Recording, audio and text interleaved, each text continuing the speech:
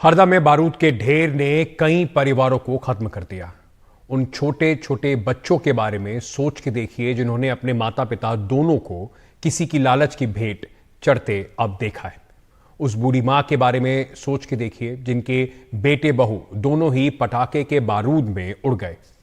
अभी हंगामा है, संवेदना के शब्द बोले जा रहे हैं, लेकिन कुछ दिन में सब ठंडा पड़ जाएगा और फिर पीड़ितों के भाग्य में सिर्फ लिखे होंगे अंतहीन आंसू।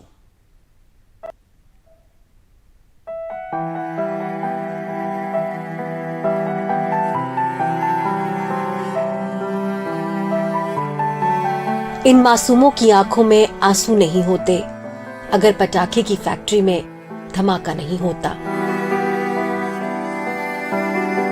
स्कूली लिबास में खड़े ये बच्चे यतीम नहीं होते अगर प्रशासन ने रिहायशी इलाके में चल रहे इस पटाखे की फैक्ट्री से अपनी आंखें फेर ना ली होती। ये बच्चे अपने माँ बाप को नहीं गवाते अगर स्थानीय लोगों की शिकायत के बाद ये फैक्ट्री बंद हो गई होती।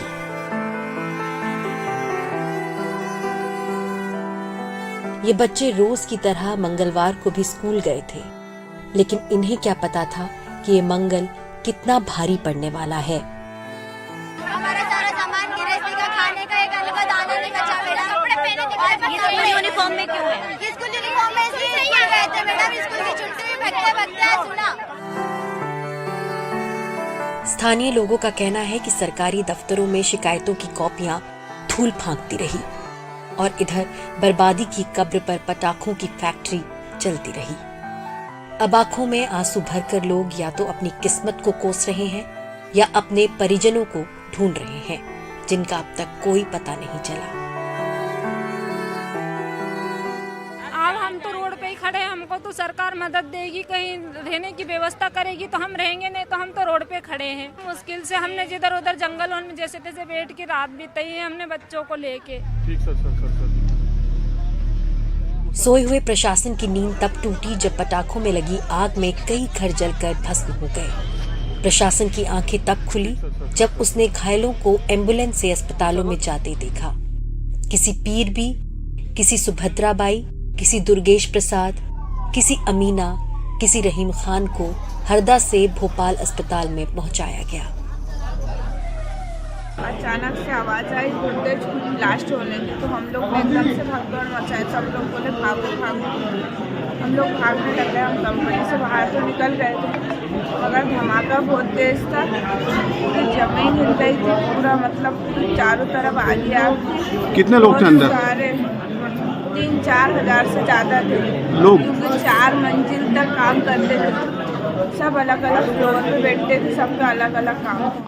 अम्मा, इस बूढ़ी महिला का क्या होगा जिसके बेटे बहू इस हादसे में मारे गए? घर का सब बल गया, मेरे बेटा बहू बड़े, बस एक बहू मर गई, एक बड़ा छोरा शांत हो गया दोनों। ओ भैया मेरे घर तो सब जहाल हो गए, राख हो गए। कुछ देखिए बोले मैडम, कुछ नहीं बचा, घर में राख पड़ी है बस। ओ बाप रे, मेरा बेटा मेरे से छोड़ के कभी नहीं जाता रही। भाई जब बोला था कहाँ गया, माँ मैं कह गए रहा हूँ, आ रहे हैं कहाँ। उस महिला को कुछ सूझ नहीं रहा जिसके भाई बहन की इस हादसे में जान चली गई। आप भी यहीं पर रहते थे आंटी जी? नहीं, हमें तो गांव पे से मेरे भाई भौजाई खत्म हो गए तो मेरे को खबर लगी तो मैं आई। कुछ नहीं बचा है? कुछ नहीं बचा, कुछ नहीं है, सब जल के राख हो गए। मेरे भाई भौजाई शांत हो गए। ब्लास्ट के बाद यहाँ पर दर्द अभी भी गहरे हैं। यहाँ जो लोग हैं उन्होंने चक्का जाम की स्थिति कर दी है, जो स्थानीय यहाँ पर लोग हैं। और अगर आप तस्वीरें देखेंगे यहाँ पर सब बैठ गए हैं और गुहार लगा रहे हैं, मांग कर रहे हैं कि ऐसी कार्रवाई हो जो कि नज़ीर बने।